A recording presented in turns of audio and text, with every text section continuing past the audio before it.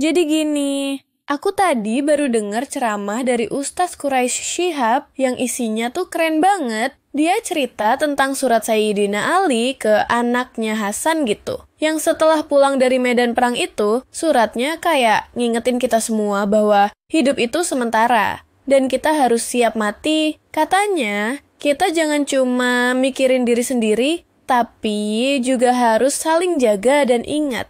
Kalau semua yang kita punya di dunia itu cuma titipan, terus hatimu harus bersinar sama hikmah dan harus siap hadapin segala macam masalah hidup. Bahkan dia bilang, jangan jual akhirat kita dengan dunia dan hati-hati ngomong tentang hal yang enggak kita tahu. Jangan sampai salah jalan terus bingung. Lebih baik berhenti dulu daripada nyasar kemana-mana. Terus nih, Ustadz Quraisy juga ngingetin, kita tuh harus takut sama Allah dan amal yang wajib aja dulu. Jangan maksa, mau yang muluk-muluk. Ikutin jejak orang saleh dan keluarga Nabi. Tapi juga jangan cuma ikut-ikutan tanpa mikir. Kita harus belajar dari pengalaman. Dan jangan gampang terprovokasi buat debat. Yang penting, kita jaga hubungan baik sama orang lain.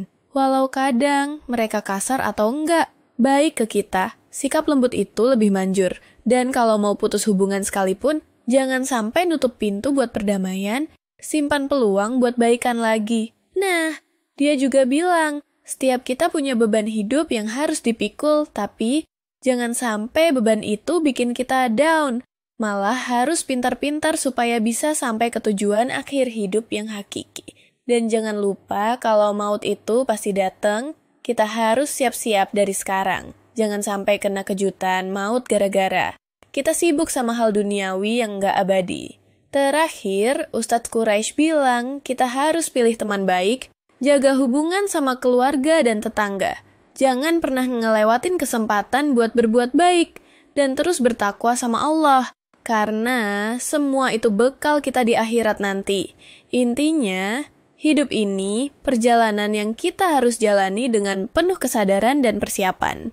Nah, itu tadi inti ceramah yang aku tangkap dari Ustadz Quraisy Shihab. Semoga kita bisa ambil manfaatnya. Assalamualaikum warahmatullahi wabarakatuh. Jangan lupa tonton video bedah ceramah yang lain ya.